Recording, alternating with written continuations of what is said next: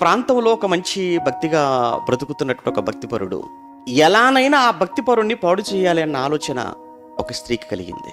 ఇంటికి పిలిచింది. నువ్వు నాతో శయనించాలి, నువ్వు నాతో తప్పు చేయాలి అని ఆవిడ ఎంత బలవంతం చేసినప్పటికి కూడా అతను భక్తిపరుడు గనుక ఆ తప్పుకు ఆ పాపానికి అతను ఒప్పుకోడు. అప్పుడు సరే, నాతో నువ్వు ఎలాగో తప్పు చేయను పాపం చేయను అంటున్నావు గనుక నీకు ఇంకొక 2 ఆప్షన్స్.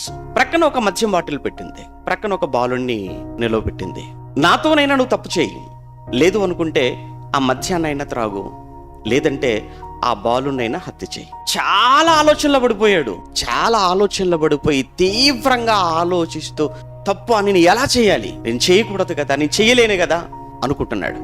మరోవైపు పసివాణ్ణి చూసి ఈ పసివాణ్ణి చంపటమా, నిన్న నేరస్తుని కావాలా, హంతకుని కావాలా, నో అనుకున్నాడు. ఈ 2 కాదు కానీ మద్యం చాలా సులువు కదా, ఇటు ఆవిడతో నేను తప్పు చేయనట్లుగా ఉంటుంది, 2 బాలును కూడా చంపకుండగా ఈ 2 కంటే కూడా సులువుగానే నీవు చేతుల నుంచి తప్పించుకునే మార్గం ఈ మద్యమే కదా అని ఆ బాటిల్ తీసాడు. బాటిల్లో ఉన్న మద్యం అంతా తాగేశాడు. ఇక మద్యం తాగిన తర్వాత ఆ మత్తులో ఆమెను పాడు చేసేసాడు. ఆవిడ కోరుకుంది, అది జరిగిపోయింది. అది జరిగిన సమయంలో అక్కడ బాలుడు సాక్షిగా ఉన్నాడు కదా అని ఆ తర్వాత బాలును కూడా చంపేశాడు. దీన్ని బట్టి మనకి ఏమర్థమవుతుంది?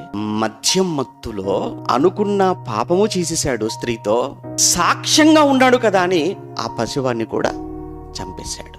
అంటే మద్యం నీ చేత వ్యభిచారము చేయించగలదు, అదే మద్యం మత్తులో మరొకరిని నీ చేత హత్య కూడా చేయించగలదు.